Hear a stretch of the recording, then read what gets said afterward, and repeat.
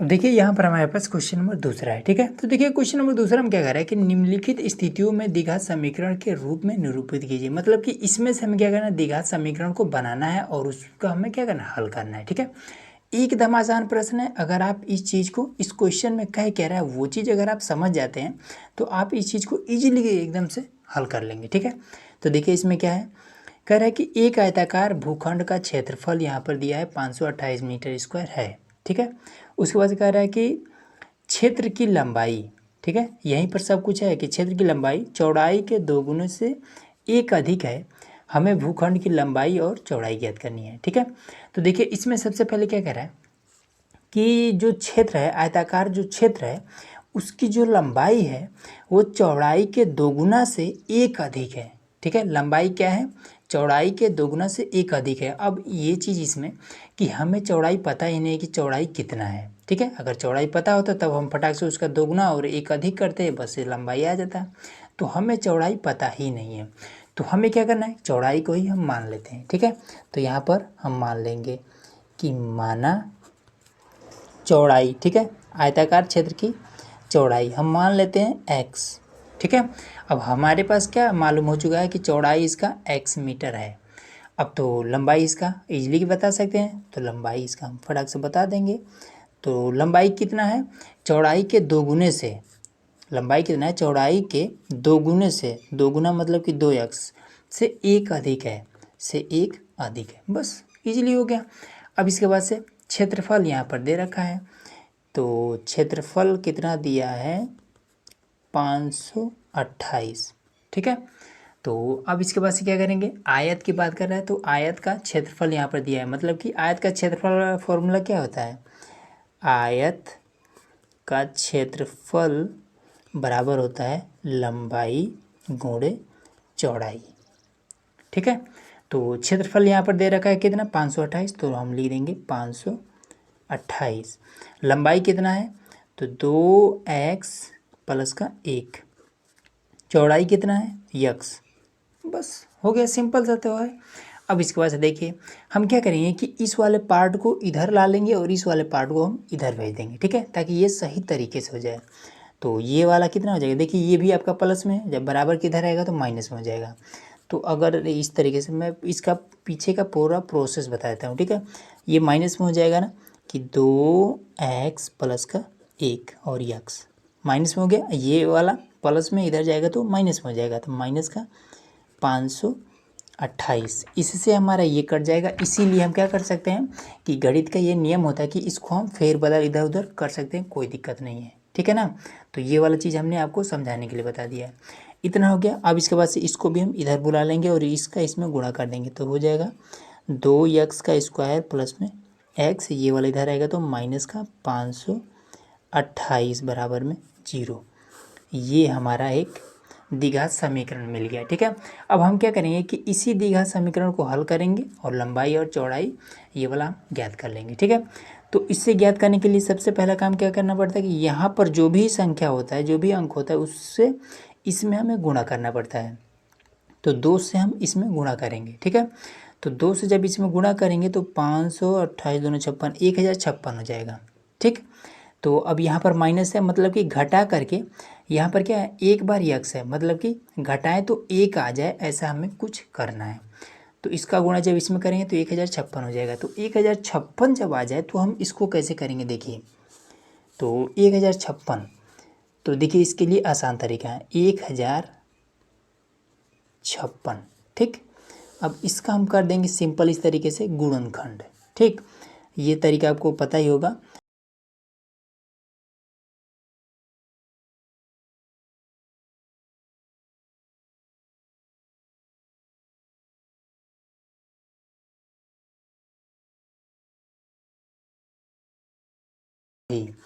तो इसमें देखिए इसका अगर इसमें गुणा कर दें तो कितना हो जाएगा, 11 तियाँ 33, ठीक है, 11 तियाँ 33 हो जाएगा, ठीक। एक चीज़ मिला। अब बचा कौन कौन है, ये वाला बचा है और ये पूरा बचा है, ठीक है, मतलब ये पूरा और ये वाला बचा है। तो 2 दूना 4 दूना 8 दूना 16 दूना 32, यहाँ पर हमारा आ गया 32, ठीक है। अब इन दोनों को जब आप गुणा करेंगे तो आपका आ जाएगा 1056, ठीक है ना। अब देखिए गुणा कर रहे हैं तो यहाँ पर नियम क्या होता है, इसका गुणा जब इसमें करेंगे तो 1056 हो जाए। अब 1056 को कुछ ऐसा तोड़ना है कि घटाएं तो 1 आ जाए, ठीक है। तो देखिए यहाँ पर गुणा करेंगे तो 1056 आ जाएगा और घटाएंगे तो 33 में 32 घटाएंगे तो 1 भी आ जाएगा। तो मतलब कि ये वाला चीज़ हमारा आ चुका है, ठीक। अब इसके बाद से क्या करेंगे, इसी को हम यहाँ पर रख देंगे और इसका गुणनखंड करके दिखा दे रहे हैं। तो यहाँ पर आपका 2x का स्क्वायर फिर प्लस में 33x और ये यहाँ पर माइनस है तो माइनस में 32x फिर माइनस का 528, ठीक है। अब इसके बाद से देखिए इसको हम ब्रैकेट से अलग कर लेंगे, ठीक है। 2x का स्क्वायर प्लस में 33x माइनस का 32x माइनस का 528, ठीक। जीरो है तो बराबर में जीरो लगा देंगे, कोई दिक्कत नहीं है। अब इसमें से कॉमन क्या है, यहाँ से x कॉमन हो सकता है तो x को कॉमन कर लेंगे। तो यहाँ से 2x प्लस में ये आपका 33 ये बचा, ये हमने लिख लिया। अब यहाँ से क्या कॉमन हो सकता है, तो देखिए सबसे पहला ध्यान हमें यही जाना चाहिए इस वाले ब्रैकेट में, यहाँ पर क्या है 2x है और हमें क्या करना है इसमें से कॉमन लेना है। तो यहाँ पर तो 32 है तो हम क्या करें कि यहाँ पर 2 आ जाए और x तो ये है तो 16 इसमें से कॉमन कर लेंगे, ठीक। माइनस है तो माइनस यहाँ पर ले लेंगे, 16 यहाँ पर हमने कॉमन कर लिया, ठीक है। अब 16 दूना 32 मतलब कि क्या बचा, यहाँ पर 2 बचा और ये x बचा। अब माइनस को कॉमन कर लिया तो इसलिए ये वाला चिन्ह क्या हो जाएगा, ब्रैकेट के अंदर जब आएगा तो बदल जाएगा, माइनस है प्लस हो जाएगा। अब यहाँ पर क्या होगा, तो देखिए यहाँ पर ये 33 है तो आप बिना कुछ सोचे समझे यहाँ पर आप 33 लिख दीजिए, ठीक है। अगर आप 16 से इसमें भाग करेंगे तो आपका 33 ही आएगा भागफल, ठीक है। तो इसलिए इस तरीके से आप लिख सकते हैं, कोई दिक्कत नहीं है। x और ये 16, x माइनस का 16 दोनों ब्रैकेट सेम है, मतलब हमारा एकदम से ये वाला क्वेश्चन सही है। और दूसरे ब्रैकेट में 2x प्लस में आपका 33 आ जाएगा ये चीज़, ठीक है, बराबर में जीरो।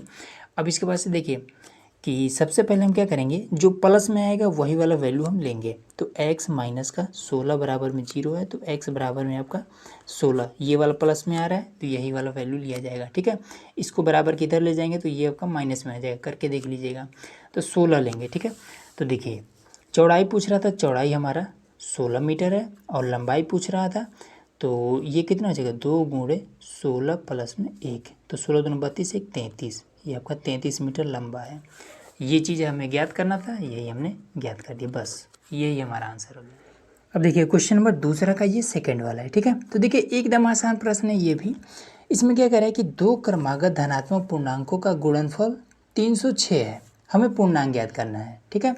तो देखिए इसमें सबसे पहले तो क्रमागत मतलब क्या होता है, तो जैसे कि अगर कहीं पर दिया हुआ है कि 1 2 3 इस तरीके से गिनती दिया हुआ है तो ये क्या है, ये क्रमागत है। लेकिन वही अगर दिया हो कि 1 5 7 और 13 ऐसे अगर कुछ करके दिया हो तो ये क्या है, ये क्रमागत नहीं है। क्रमागत मतलब कि लगातार, ठीक है, ये चीज़ क्लियर हो गया। और पूर्णांक, पूर्णांक तो आपको पता ही होगा, पूर्णांक क्या होता है, कोई भी जैसे कि मान लीजिए कोई भी अंक हो जाए, ये 5 हो जाए 15 हो जाए या फिर 50 100 150 क्या, ये चीज़ तो आपको क्लियर हो चुका होगा, ठीक है। तो अब देखिए इसमें क्या कह रहा है, क्वेश्चन पर आते हैं। इसमें कह रहा है कि दो क्रमागत धनात्मक पूर्णांक, ठीक है। अब वो जो धनात्मक, इसमें इससे एक चीज़ कह रहा है कि धनात्मक मतलब कि प्लस में होना चाहिए, और लेकिन वो धनात्मक पूर्णांक कौन सा है ये चीज़ इसमें नहीं दे रखा है, ठीक है। 2 3 है कि 5 6 है 7 8 है, ऐसा कुछ है, ठीक है। ये चीज़ इसमें क्या है, ये चीज़ इसमें नहीं दिया है। लेकिन ये चीज़ कह रहा है क्रमागत है, धनात्मक भी है और कोई ना कोई पूर्णांक ही है, ठीक है।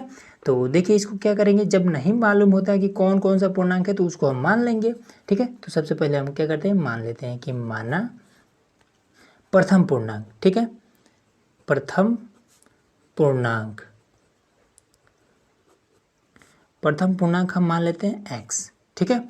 तो दूसरा पूर्णांक क्या होगा, लगातार की बात कर रहा है तो द्वितीय पूर्णांक, तो ये आपका हो जाएगा द्वितीय पूर्णांक, तो क्या हो जाएगा x प्लस में 1 हो जाएगा। अगर 3 की बात करता तो x प्लस में 3 कर देते, ठीक है, हाँ मतलब x प्लस में 2 कर देते। तो ये इस तरीके से आपका लगातार होता जाएगा। कह रहा है कि धनात्मक पूर्णांकों का जो गुणनफल है वो 306 है, मतलब कि ये हमारा दोनों पूर्णांक है और इनका जो गुणनफल है 306 है, तो ये हम लिख देंगे कि x और x प्लस 1 ये गुणनफल हो गया, क्या है 306 है। ठीक, इसको हम इधर बुला लेंगे और इसमें हम गुणा कर देंगे, तो x का स्क्वायर प्लस में x और माइनस का 306 बराबर में 0। ठीक है, अब इसके बाद क्या करें, 306 को हम कुछ ऐसा तोड़ेंगे कि घटा करके यहाँ पर क्या है, एक बार x मतलब एक आए। ठीक, तो इस तरीके से कर लेंगे, 306 दो से करेंगे तो 2 एक का नाम 2, 2 पचे 10, 2 3 6, फिर इसके बाद से 3 पचे 15, 3 एक का नाम 3, उसके बाद से 3 से करेंगे तो 3 एक का नाम 3 और 3 7 21, फिर यहाँ पर कितना हो जाएगा 17 से ही कटेगा। ठीक है, 17 एक का नाम 17, तो ये कितना हो जाएगा 3 3 का 9 2 18 और यहाँ पर ये 17 है, तो इसका तीनों का गुणा हो जा रहा है 18 और ये अकेला है आपका 17। अब इसको घटाएंगे तो कितना हो जाएगा, एक आ जाएगा और गुणा करेंगे तो 306 आ जाएगा, मतलब यही वाला हमें मिल गया। अब इसका हम सिंपल गुणनखंड कर देंगे, तो ये हमारा x का स्क्वायर प्लस में यहाँ पर लिख देंगे 18x और फिर यहाँ माइनस है तो माइनस में 17x ब्रैकेट क्लोज और इसके बाद माइनस का 306 बराबर में 0। अब ये हो जाएगा कितना, x का स्क्वायर प्लस में 18x माइनस का 17x माइनस का 306। ठीक, अब कॉमन वाला काम करेंगे, x को कॉमन कर लेंगे तो यहाँ पर x प्लस में 18 बचेगा। अब यहाँ पर क्या चाहिए, यहाँ पर भी देखिए सबसे पहले यहीं पर ध्यान देंगे, यहाँ पर x है और यहाँ पर क्या है 17 है, तो मतलब कि 17 को हम बाहर ले लेंगे, माइनस का 17 बाहर ले लिए x। अब देखिए माइनस यहाँ पर है तो ये वाला चिन्ह क्या है ब्रैकेट के अंदर प्लस में हो जाएगा। अब यहाँ पर क्या करेंगे, तो यही वाला 18 यहाँ पर है ना, तो यहाँ पर कुछ नहीं, आँख बंद करके आपको 18 लिख देना है। ठीक है ना, बस। अब इसके बाद से x माइनस का हो जाएगा 17 और x प्लस का 18, यही आपका आंसर हो जाएगा। ठीक है, और उसके बाद हमें ये पूर्णांक भी तो बताना है, तो इसको हम करेंगे x माइनस का 17 बराबर में 0, तो x बराबर में आपका 17। ठीक है, ये वाला लेंगे तो माइनस में हो जाएगा, तो माइनस वाला नहीं लेंगे। तो ये हमारा पहला पूर्णांक क्या हो जाएगा 17 हो जाएगा, दूसरा पूर्णांक हमारा 17 प्लस 1 18 हो जाएगा। बस यही हमारा आंसर हो गया। अब देखिए दूसरा का ये 3rd नंबर क्वेश्चन है। ठीक है, तो इसमें क्या कह रहा है कि रोहन की माँ उससे 26 वर्ष बड़ी है। ठीक है ना, यहाँ पर क्या है कि रोहन की जो माँ है वो क्या है, रोहन से 26 वर्ष बड़ी है। उनकी आयु का गुणनफल अब से 3 वर्ष पश्चात 360 हो जाएगा। हमें रोहन की वर्तमान आयु ज्ञात करनी है। ठीक है, तो देखिए सबसे पहले तो रोहन की माँ क्या है, रोहन से 26 वर्ष बड़ी है। ठीक है, तो रोहन का कुछ ना कुछ तो उम्र होगा, तभी तो पता चला है कि ये 26 वर्ष बड़ी है। तो अब यहाँ पर रोहन का जो वर्तमान आयु ये चीज़ तो हमें दिया ही नहीं है, लेकिन ये चीज़ दिया है कि हाँ उसकी जो माँ है वो उससे 26 वर्ष बड़ी है। तो रोहन की उम्र कितनी है, ठीक है, ये चीज़ हमें पता करना है। तो हमें नहीं पता है तो मान लेंगे, तो माना रोहन की आयु, ठीक है, या फिर वर्तमान आयु कुछ भी लिखिए, तो रोहन की वर्तमान आयु हम मान लेते हैं x वर्ष है। ठीक है, अगर रोहन x वर्ष का है तो उसकी मम्मी कितनी वर्ष की होगी, 26 वर्ष उससे बड़ी है, तो लिख देंगे कि माँ की आयु। ठीक है, माँ की आयु, तो उसके माँ की जो आयु है क्या है, अगर रोहन इसमें x वर्ष का है तो उसकी मम्मी कितनी वर्ष की हो जाएंगी, x प्लस में 26 वर्ष की हो जाएंगी। सिंपल है। ठीक है, अब इसके बाद से कह रहा है कि 3 वर्ष पश्चात इनके जो आयु का गुणनफल है वो 360 हो जाता है। ठीक, तो चलिए हम कर लेते हैं इसमें। तो 3 वर्ष पश्चात से हमें कोई मतलब नहीं है, हमें 360 पर ही ध्यान देना है। ठीक है, गुणनफल की बात कर रहे हैं तो x और x प्लस में 26। ठीक है, इन दोनों के बीच में गुणे का संबंध है, यही आपका गुणनफल हो गया। और यहाँ पर 360 है तो यहाँ पर हम 360 लिख देंगे और ये इसका हम गुणा कर देंगे, इसको हम इधर बुला लेंगे, तो ये हमारा कितना हो जाएगा, x का स्क्वायर प्लस में 26 x और माइनस का 360 बराबर में 0। अब 360 को हम तोड़ देंगे, 360 तो 2 से करेंगे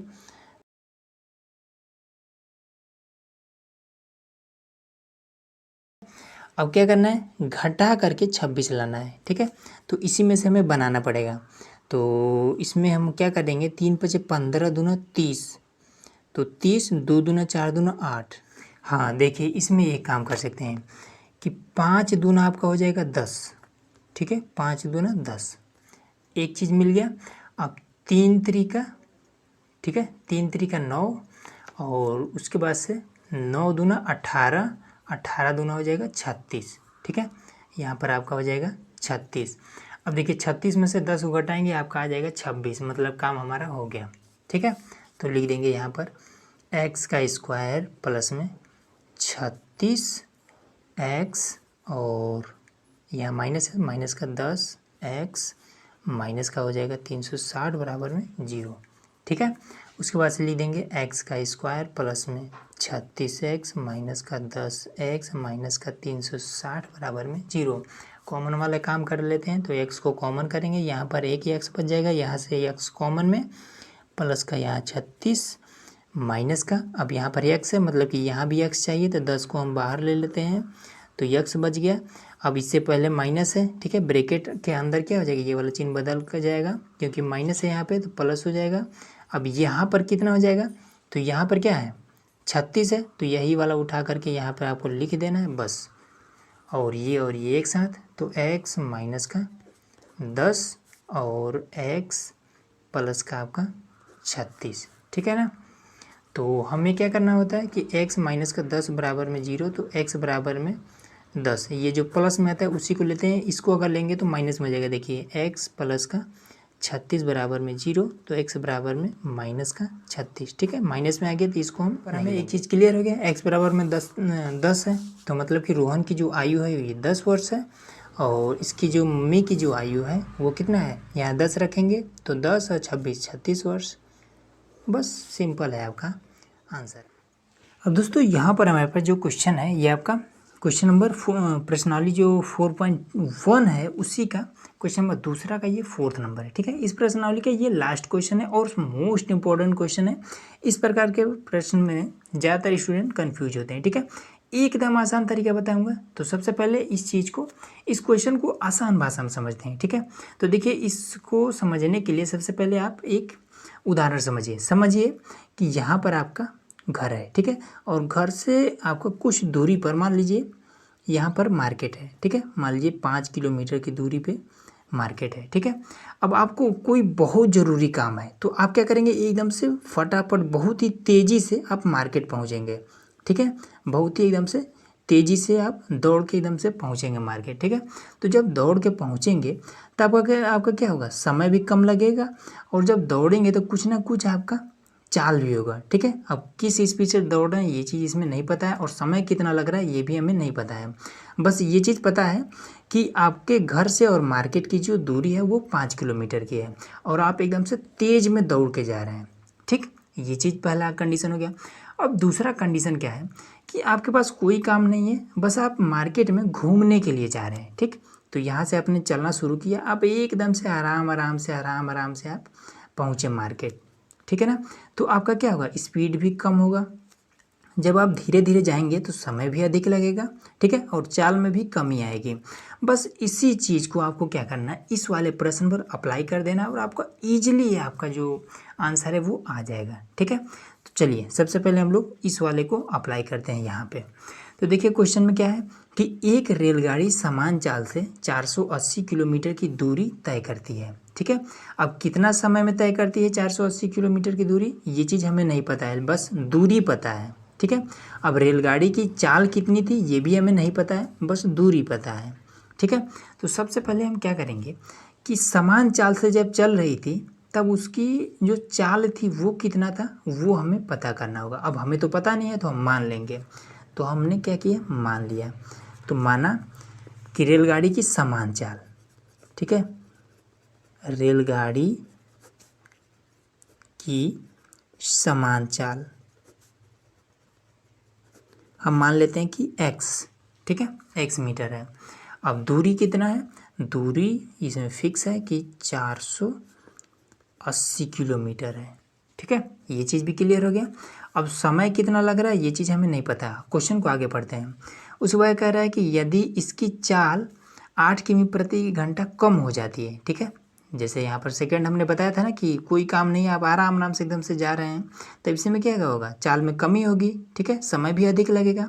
तो वही चीज़ इसमें है कि इसके चाल में 8 किमी प्रति घंटा कम हो जाता है, तो वह उसी दूरी को तय करने में 3 घंटा अधिक समय लेता है, ठीक है। पहले जितना समय ले रहा था उससे 3 घंटा और अधिक समय लेता है।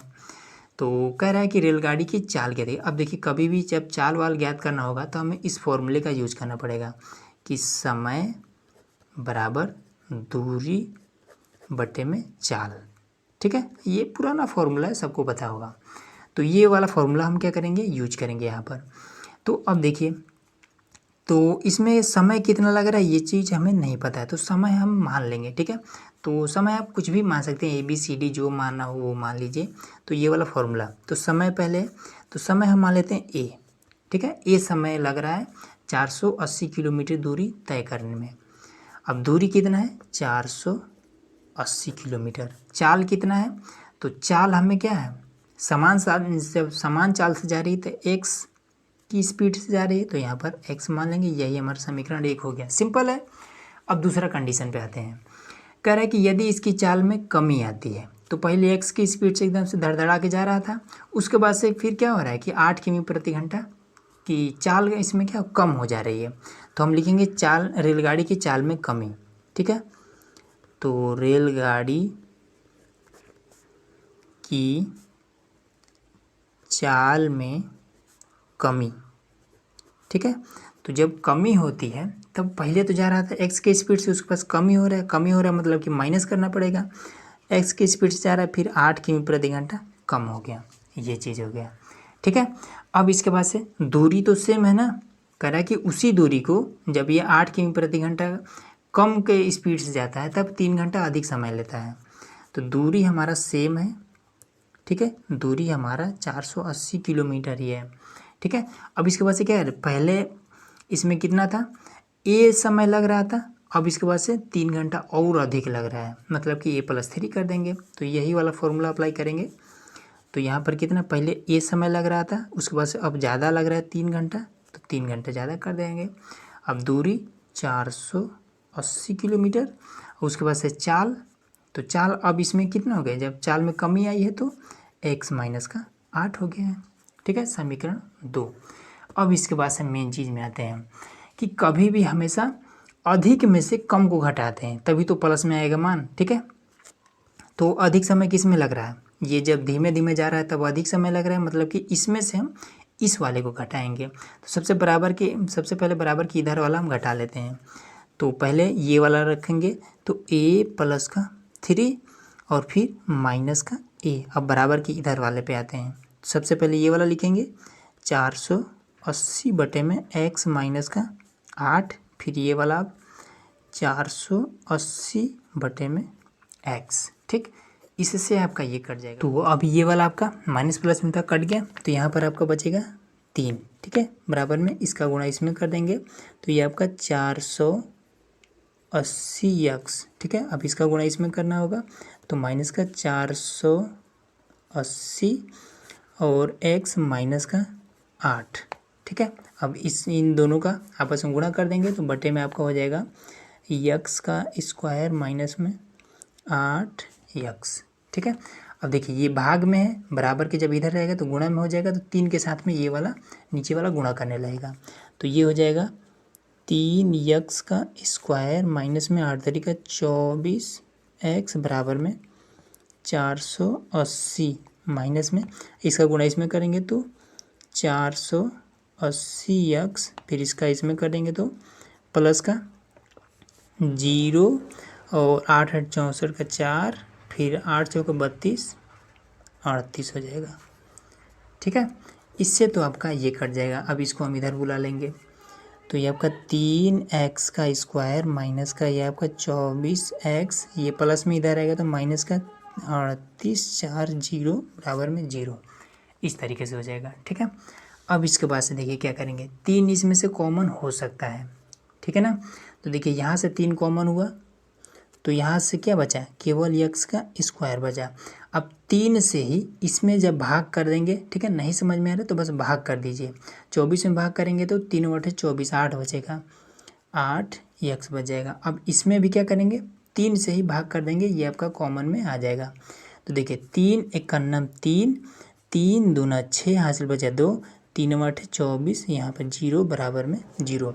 अब यहाँ पर एक गुणा कर रहा है, इसको हम उठाएंगे बराबर की इधर कर देंगे, तो 0 के साथ भाग करके ये 3 आपका ख़त्म हो जाएगा, 0 हो जाएगा।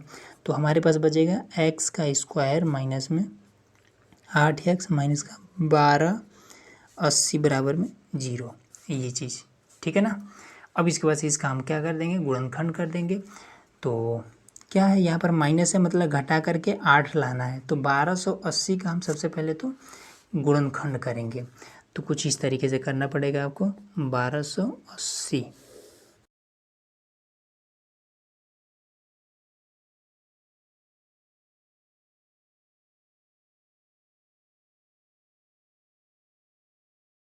ठीक है।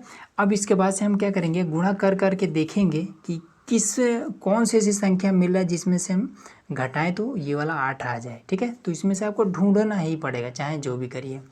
तो देखिए इसमें क्या करेंगे, सबसे पहले 2 × 10, 2 × 20, 20 दूना 40, ठीक है, 40 हो रहा है।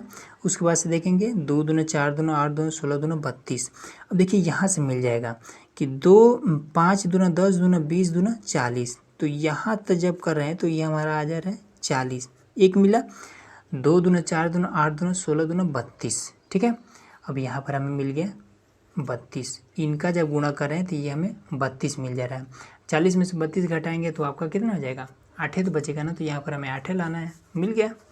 यहाँ लिख देंगे x का स्क्वायर माइनस का, ये आपका 40x, यहाँ माइनस है तो माइनस का 32x और माइनस का 1280 बराबर में 0। अब इसको हम ओपन कर देंगे तो x का स्क्वायर माइनस का 40x और ये वाला यहाँ माइनस है, इसकी वजह से ये प्लस में हो जाएगा, प्लस का 32x माइनस का आपका हो जाएगा 1280 बराबर में 0। हो गया ना इतना। अब इसमें से हम कॉमन कर लेंगे तो x हमारा कॉमन हो जाएगा।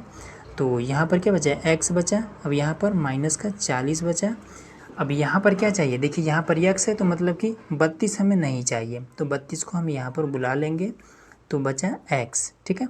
अब 1280 में हमें थोड़ा भी दिमाग लगाने की जरूरत नहीं, यहाँ पर 40 है तो यहाँ पर क्या है, माइनस है, यहाँ भी माइनस है, तो माइनस का यहाँ पर 40 लिख दीजिए, बस, कोनो ज़रूरत नहीं है, ठीक है ना। अब इसके बाद से ये और ये एक साथ ले लेंगे तो x और प्लस का 32 और ये वाला x माइनस का 40 बराबर में 0। तो यहाँ पर आपका x माइनस का 40 बराबर में 0, तो x बराबर में आपका आएगा 40, ठीक है। तो ये प्लस वाला ही हमेशा लिया जाता है, इसका तो मान माइनस में आएगा। तो देखिए यहाँ पर आपका यही वाला जो चाल है, रेलगाड़ी की जो चाल कह रहा था ना, तो रेलगाड़ी की जो चाल है वो 40 किलोमीटर प्रति घंटा के रफ्तार से ही जा रहा था। और साथ ही साथ एक चीज़ और कि अगर आपको यहाँ पर क्या कर सकते हैं, ए यहाँ पर समय निकालना होगा तो आप ऐसे निकाल सकते हैं। x का मान हमें मिल ले चुका है तो a बराबर में 480 है, बटे में x का मान यहाँ पर 40 है, इससे हमारा कट जाएगा। तो a बराबर में तो यहाँ पर कितना हो जाएगा, 4 ग्राम 4, 4 दूना 8, 12 घंटा, ठीक है ना। पहला जो समान चाल से जा रहा था वो 12 घंटा, मतलब 12 घंटा समय लग रहा था। उसके बाद से जब थोड़ा धीमा हुआ है तो कितना हो जा रहा था, तो 3 घंटा अधिक लग रहा था, तो 12 दिन 15 घंटा लग रहा था, बस यही चीज़ हो गया।